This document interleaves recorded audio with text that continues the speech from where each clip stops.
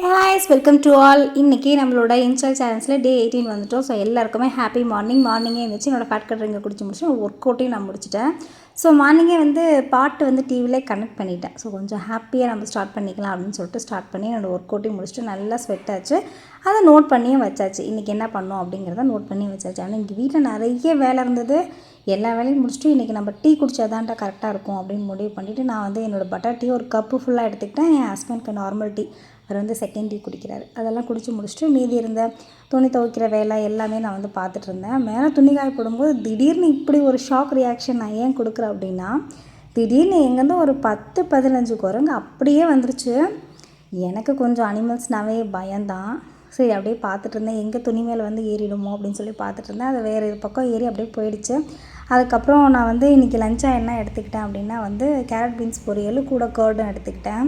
So அப்போ நான் mobile பார்த்துட்டே எடுத்துகிட்டு இருந்தேன். அப்போ பார்த்திங்கன்னா நல்லா சாப்பிட்ற வீடியோவாக வந்துட்டு இருந்தது. அதெல்லாம் பார்த்து முடிச்சுட்டு இன்றைக்கி எங்கள் அண்ணா கடைக்கு போயிருந்தேன். எங்கள் அண்ணி தூங்கிட்டு இருந்தாங்க. அவங்கள டிஸ்டர்ப் பண்ணி எழுப்பினோடனே இப்போ நான் டீ குடித்தா தான் என்னோடய வேலையை செய்ய முடியும்னு சொன்னாங்க.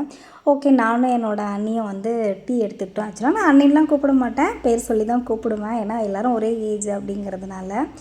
சொல்லப்போனால் என்னை விட 1 இயர் 2 இயர் சின்னவங்களாக கூட இருப்பாங்க. ஸோ அதனால் பேர் சொல்லி தான் கூப்பிடுவேன். அவங்க டைலர் சூப்பராக எல்லாமே ஸ்டிச் பண்ணுவாங்க. அவங்களுக்கு ஸ்டிச்சிங்க்கு ஒரு லெஹெங்கா வந்திருந்தது. செம்ம வெயிட்டாக இருந்தது. ஆனால் பார்க்க ரொம்ப அழகாக இருந்தது. ஆனால் ரொம்ப வெயிட்டு. ஒரு ப்ரைடல் லெஹெங்கான்னு நினைக்கிறேன். சரி, அதை எடுத்து பார்த்துட்ருக்கலான்னு பார்த்தோம். என்ன வெயிட்டு, எப்படி போட்டுட்டு இது மேடையில் நிற்கிறதுன்னு தோணுச்சு. ஆனால் ஒர்க்கெல்லாம் ரொம்ப ரொம்ப சூப்பராக இருந்தது. சரி, ஜஸ்ட்டு உங்களுக்கு காட்டலாம் அப்படின்னு சொல்லிட்டு தான் எடுத்தேன். ஃப்ரண்ட்டு போர்ஷன் பார்த்திங்கன்னா இந்த மாதிரி பிரின்ஸ் கட் வரத்துக்குலாம் அவங்களே கேப் போட்டு வச்சுருந்தாங்க. பெங்களூரில் பர்ச்சேஸ் பண்ணியிருந்தாங்களாம். ரேட்டு எவ்வளோன்னு எனக்கு தெரியல, பட் ரொம்ப அழகாக இருந்தது. லைனிங்கும் அதிலே இருந்தது. ஹேண்டுக்கும் இந்த மாதிரி ஃபுல் ஒர்க்கு, ஃப்ரண்ட்டுக்கு பேக்குக்கு அந்த மாதிரி எல்லாத்துலேயுமே ஃபுல் ஒர்க்காகவே இருந்தது. ரொம்ப நல்லா இருந்தது. அண்ட் துப்பட்டா பார்த்திங்க அப்படின்னா அந்த பிங்க்குக்கு மேட்ச் பண்ணி கொடுத்துருந்தாங்க.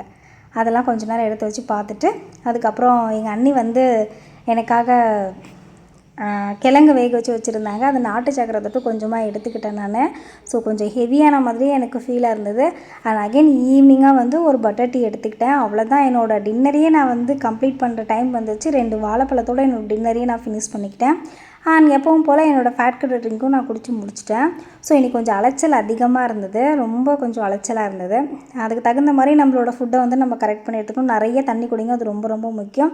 ஆஸ் யூஷுவல் எப்பவும் போல் என்னோடய நைட் க்ரீமை போட்டுக்கிட்டு என்னோடய டேவை நான் முடிச்சுக்கிட்டேன். இந்த நைட் க்ரீமில் நல்ல ரிசல்ட் இருக்குது. நிறைய தண்ணி குடிங்க, அதுதான் ரொம்ப ரொம்ப முக்கியம்.